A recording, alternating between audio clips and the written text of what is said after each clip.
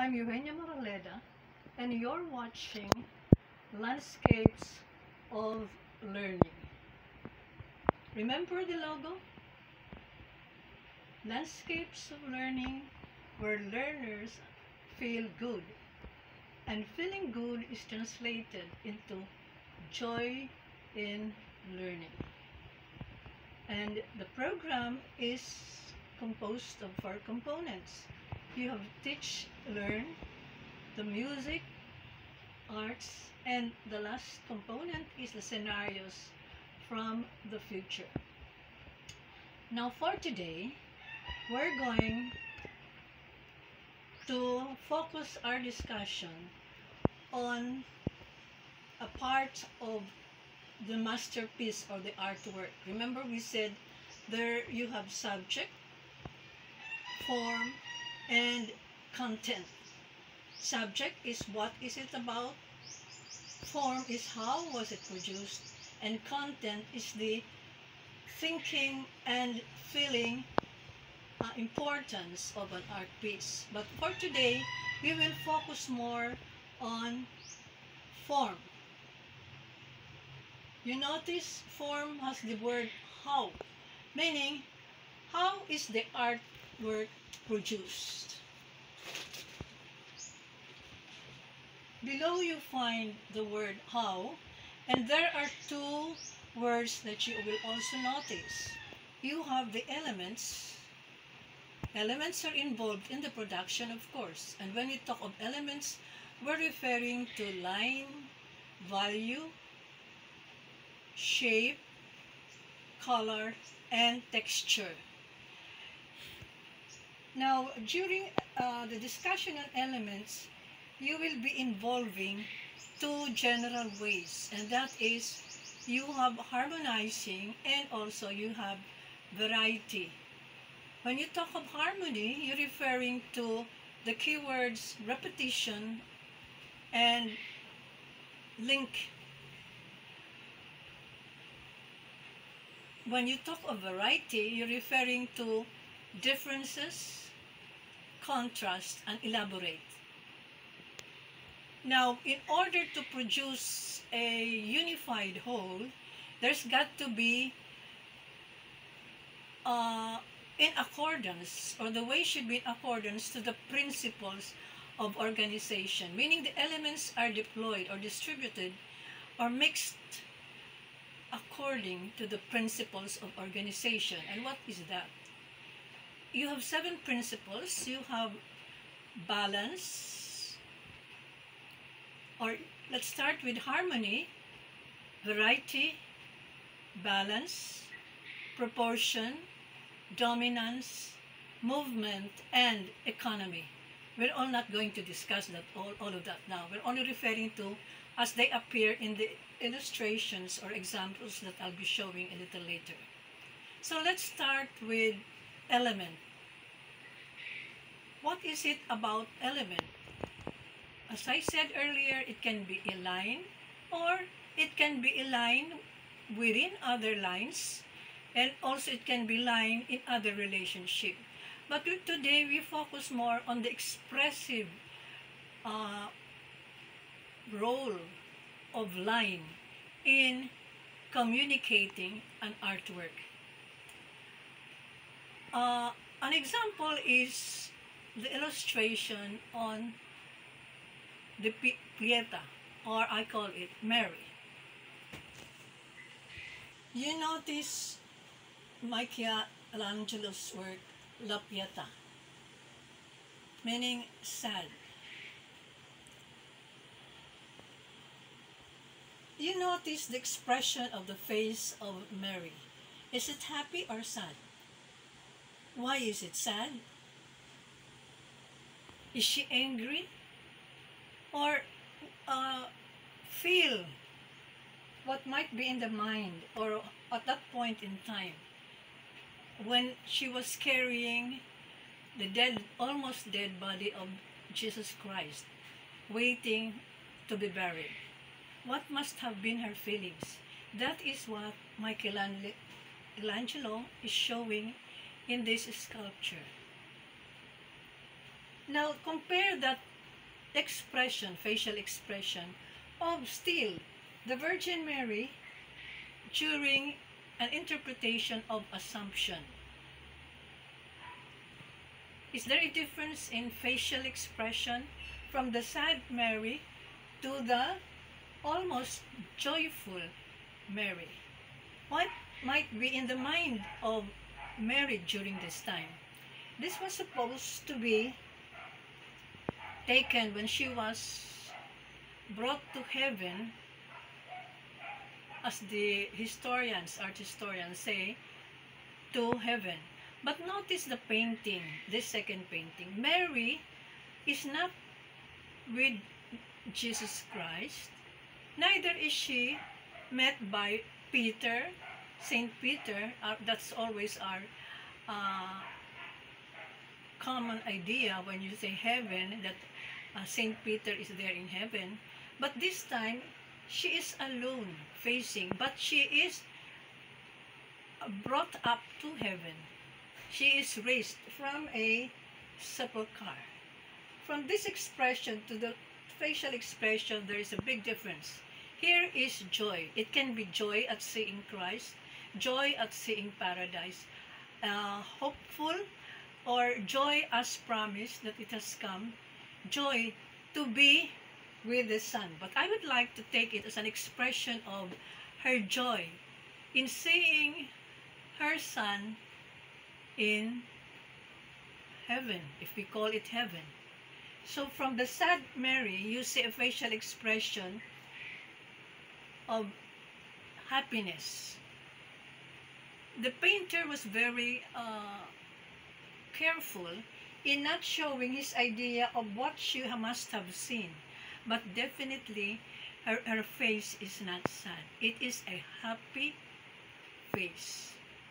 So notice how line, with simple strokes of the contour, line can shift from one sad to a happy Mary.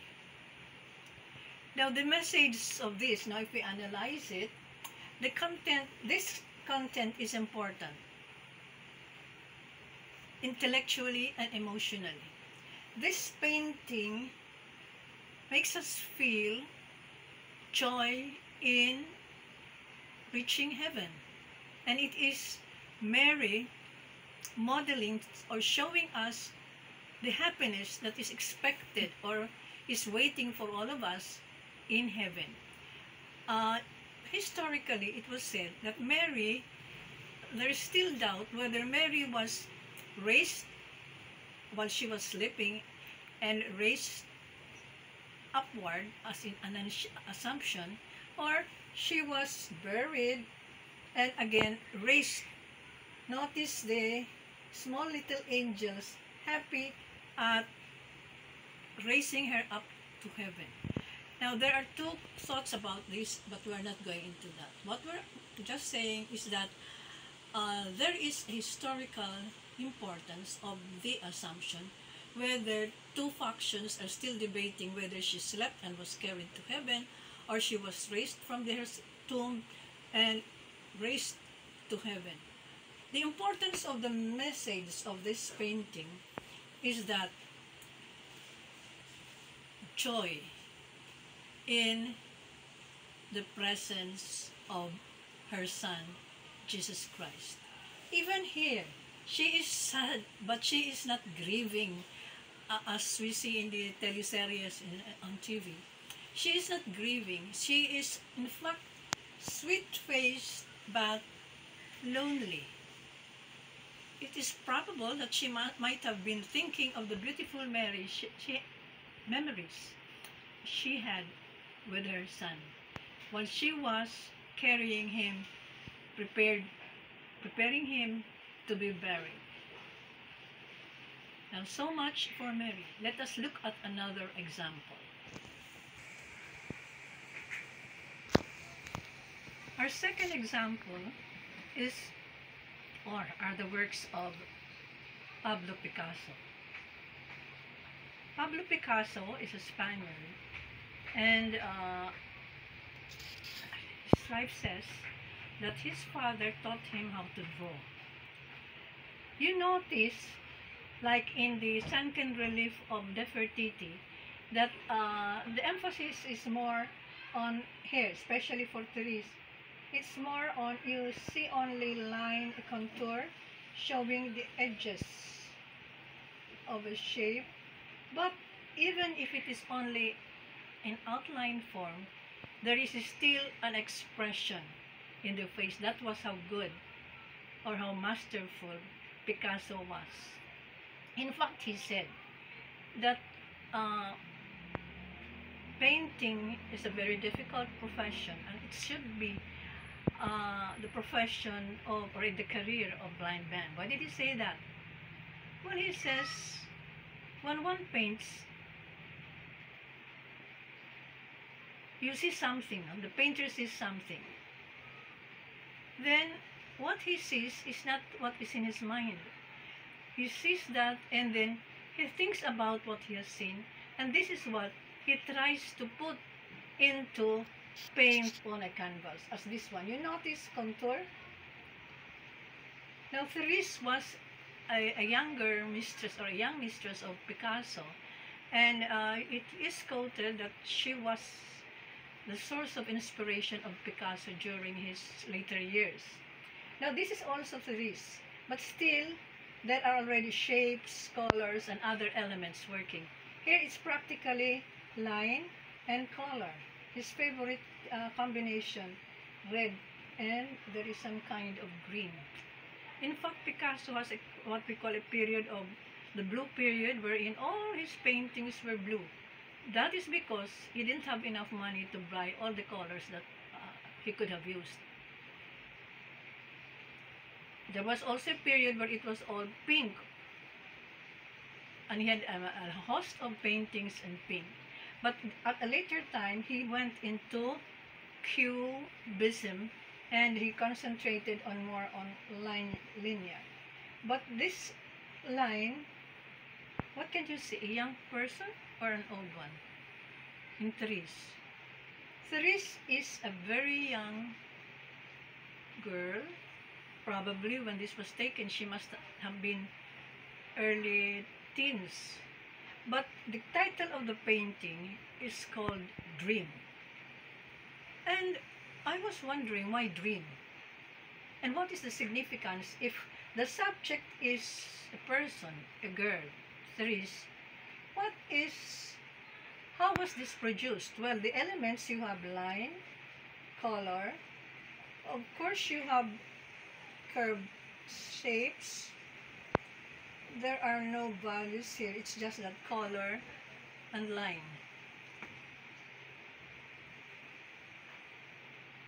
Now, if that was the combination, was it organized according to, was it harmonized, let us say? Are there repetitions? You have repeats here, right? You have repeats here. And this light. How about the face? The face is dreamlike. And what is the meaning when you say dream? Well, a dream, the painter must be saying that a young person has all the right to dream away to all the things that he would like to achieve in life. So, it is the right of the young to dream whatever it is. That is why the face is expressive of a happy thought. It's not a horror, monster, bangungot, or what. It is a beautiful thoughts that she would have wanted in life.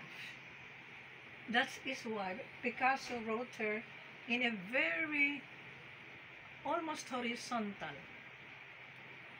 face. The face is almost horizontal, very relaxed, calm, dreaming away. Now here you have, how was the form created? Is there balance? How about variety? Yes. Varied shapes, varied colors, a balance of two, the red heat for emphasis. All these things are present so much compared to this. And that's why you say that Marie is the nickname, Marie Therese, no? Is now, I think she was 5 years from this, no? And here you can see that she seems to be enjoying life. But she's aware of what is happening.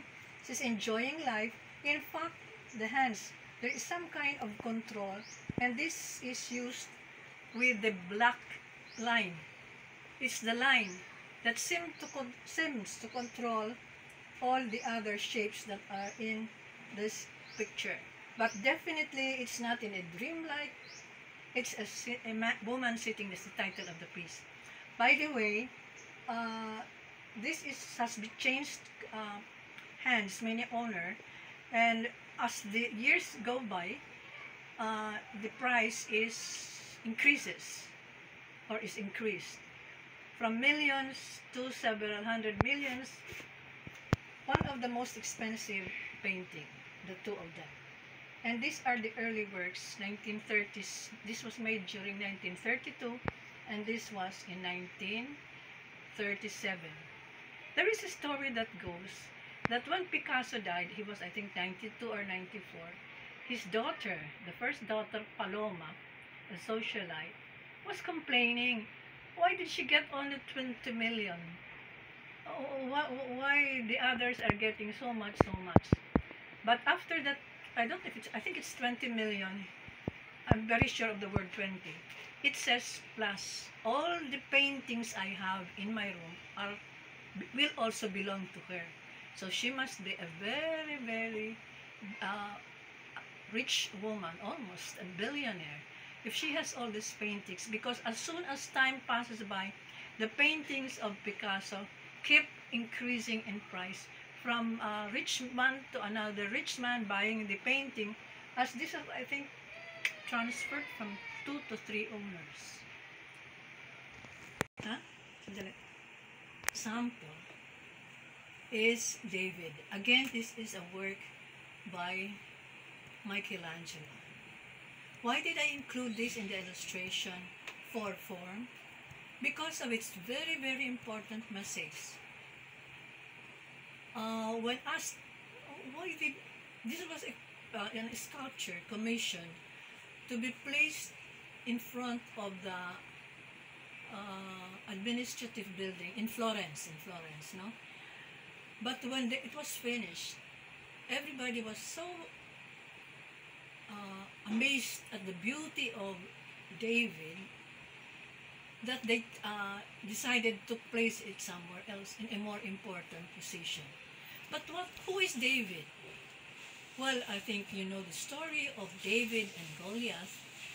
At the time, David and Goliath was a favorite subject. But if you compare all the David that came before Michelangelo tried his hand at creating David, I could not find any satisfying statue except this one. And why this one? Because outside of the masterful execution of the sculpture, the story goes that when Michelangelo was still beginning to curve and stuff, he would go into the school where they have this dead morgue, and he would study the body so that he could the muscles memorize. You notice? Perfect. The abdomen, the bones, everything up to the end.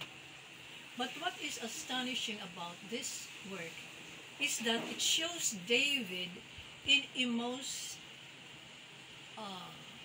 unique position wherein he tells us something which is very important. You know the story of David. He was assigned to kill a monster. And David was a small guy. He was just, I think, one of the shepherds. And he knew also, David knew that he was after a monster. But he had to do something. He did not want the monster to keep bullying the villagers, no? So what he did was, and he was told to do this, to kill the monster, he prepared himself. And that is where you find him positioned. You look at the face, the expression of the face of David. It is not smiling. It is not triumphant. It is almost was frowning, trying to think of a way on how he could achieve his objective. He is not proud or what. His interest is determined to show why he is killing, why there's the antics of the monster should be stopped. And someone said, actually, the message of David is right is might. And that word, quotation, right is might, have been echoed, re-echoed in films, echoed and re-echoed in games and all that. Right is might, meaning, okay, I might be a small guy, but that monster has no right to use his might on simple and frightening villagers. So you see, observe the expression of David as he faces the monster.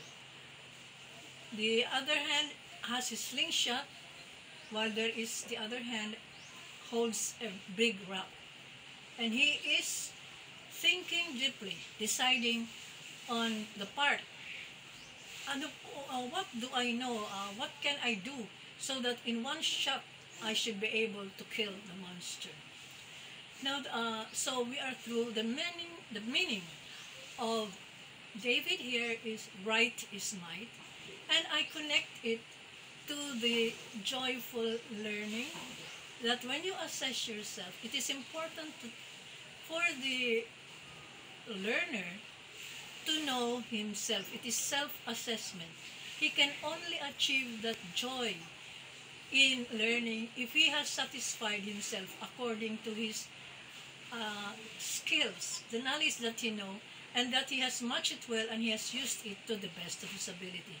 That is what we mean by self-knowledge. An educated person who knows what he can do, what he might do, and what he ought to do. Now that ends our discussion for today. Challenge is draw the different expressions, facial expression only, and the contour of Mary during La Pieta and Assumption, so 2. Then Marie-Therese during dream, and then as a woman in control of herself. And then the last one is David as he prepares to meet the monster. Clear? Now next episode, we will be showing you you will be showing us how your contours matched the expressions you have drawn. Good day and thank you. Don't forget to subscribe Landscapes of Learning, Eugenia Moraleda.